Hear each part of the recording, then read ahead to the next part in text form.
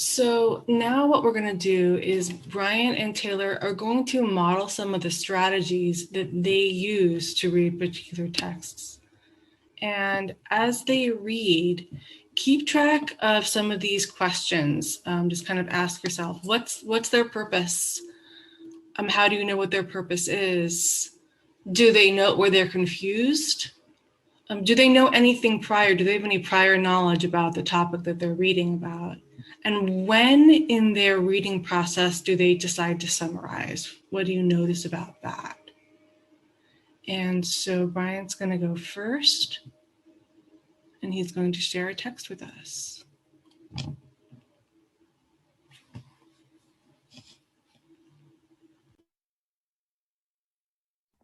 Awesome. Thank you. So the text that I picked was one of the first ever things that I read when I was just starting the theory. And so in reading things in HCOM, you really have to just figure out what exactly it is you're reading the text for. Is it for discussion purposes? Is it for a paper? Is it for a research project? Are you just reading this for fun?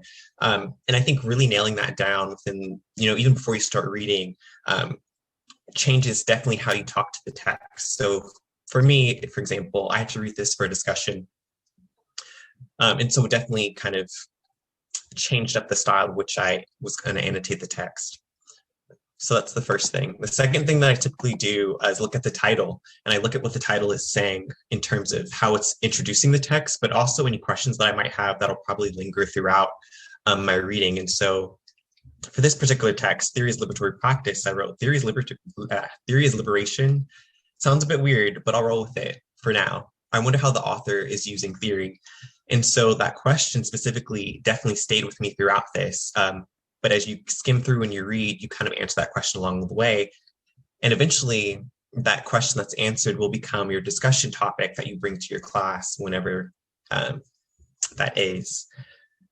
And so I mentioned skimming through earlier, which is an amazing strategy, especially when you're trying to prepare for a discussion. But I would also recommend that you read through the first at least 2 paragraphs to kind of get a grasp of what the paper is saying. So that way you're not going in blindly.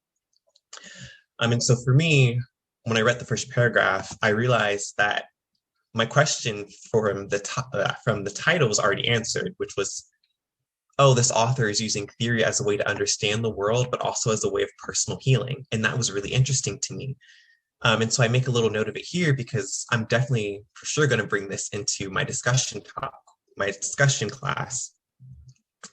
And so I continue to highlight things that are of interest of me within these first paragraphs. And if it's not something that is particularly useful for discussion, I'll just kind of make a note of it here and put a check mark, meaning that, okay, it's not entirely interesting. I might not discuss it, but if there's any time left over, I might bring it up as something that I enjoyed from the reading. So once you get through those first initial paragraphs, and you can kind of skim through and look for sentences or words that are particularly interesting to you. And those can be anything that either makes you feel something, flashes you back to a moment, or something that you can connect to. And so for me, the next thing that I would highlight was this sentence here, which is, I found a place of sanctuary in theorizing and making sense of what was happening, where this lived experience of critical thinking, of reflection and analysis.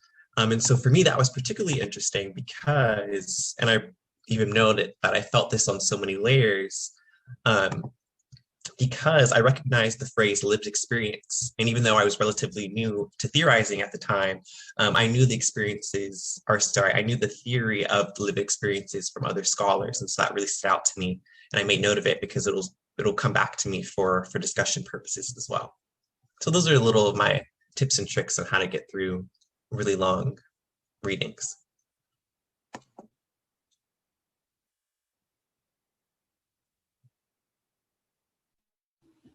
Thanks so much, Brian. We're going to start, and we're going to go ahead and have Taylor present.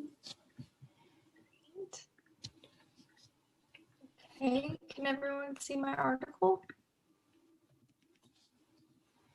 Great. Okay, so this article kind of go into what the purpose was. So last semester in my capstone class, all semester long, we were looking for articles that we could use as we were collecting data for our project. So, as I'm going on one search or wherever I'm looking for any articles, I'm kind of looking to see, okay, is this article going to fit my topic?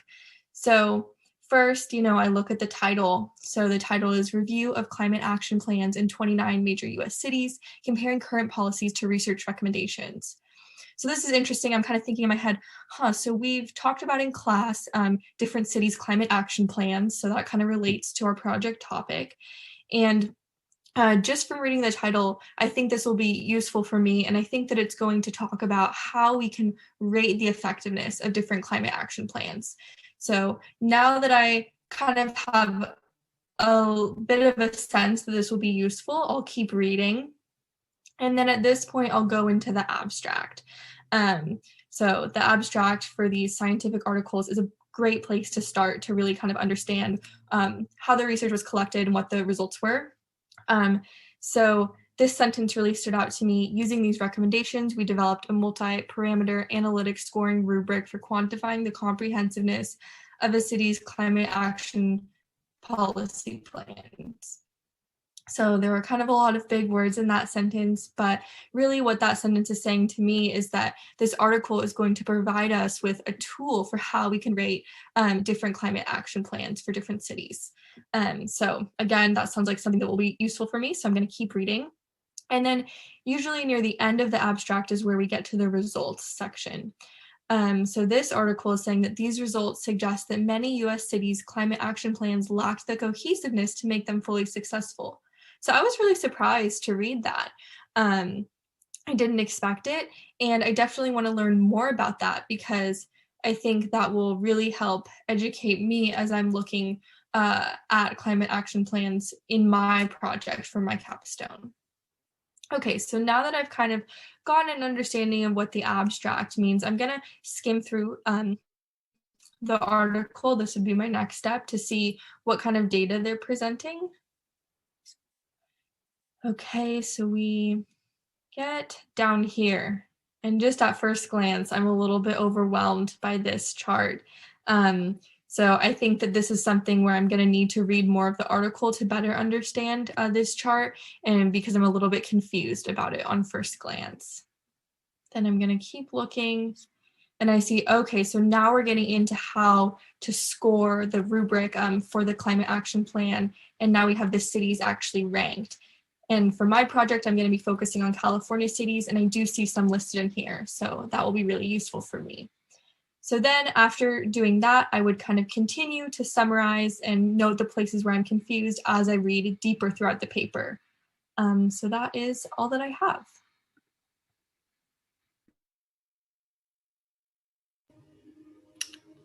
Great, thank you, Bryant and Taylor. And now we're going to look at some of the strategies that they were actually using, and that there was a bit of a method to what they were working on as they talked to you about what they read.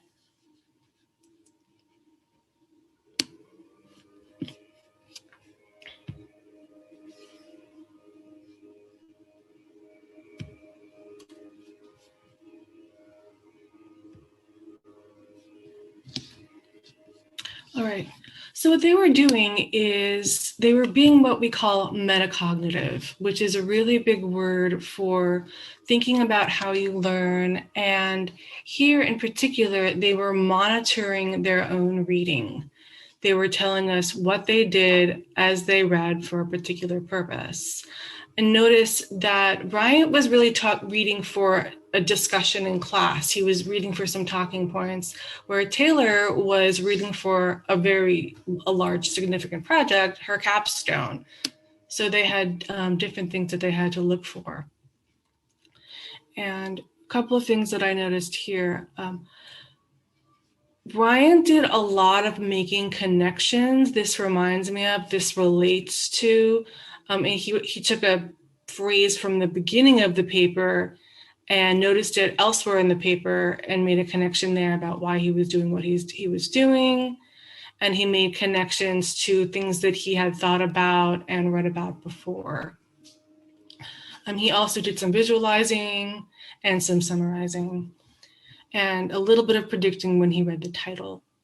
And then Taylor did So notice she started right with the title. She was able to predict what the paper was about and how it was going to help her with her capstone. She had some questions about some of the vocabulary that was complicated and new to her. And then she read through the paper. She noted where she got confused. And then she noted where she was going to reread. When she saw the chart, she kept reading. She made connections between what was difficult and then how later in the paper it helped. She found some information that helped her understand the chart. So these strategies can help you monitor about how you think about what you read, how you write about what you read, and you can use them at different stages of the reading process. And so notice that both Taylor and Bryant said that they were going to summarize as they kept reading the important parts that they needed for their different projects and different purposes.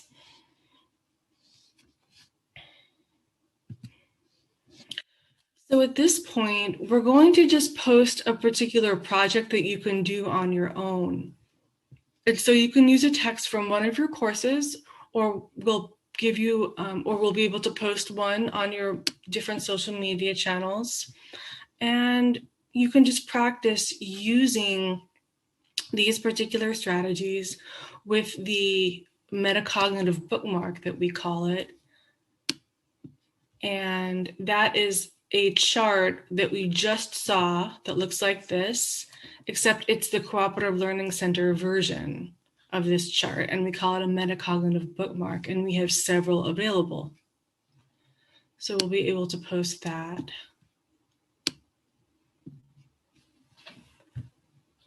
Okay, so thanks so much. We hope that this was useful to your learning experiences and learning to read and interpret meaning within your major for the text that you have to read. Thank you so much.